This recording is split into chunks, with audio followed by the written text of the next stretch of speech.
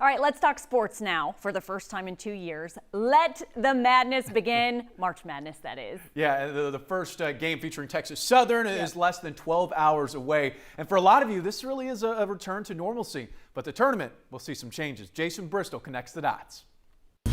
March 2020 was mad, all right. Many sports leagues cutting their seasons short or canceled altogether due to the pandemic. But one of the first major hits to the sports world comes when the NCAA calls off March Madness for the first time ever.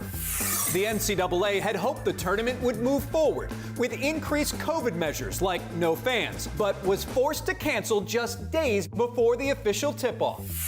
Fast forward to 2021, March Madness is set to get underway. But this year, the big dance is going to look like no other.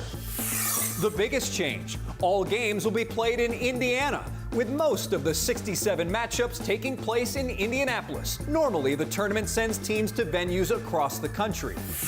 When it comes to safety, all players and staff will be under strict COVID-19 guidelines. This means testing negative before arriving in Indiana, wearing contact tracing devices, social distancing, and of course, staying masked up.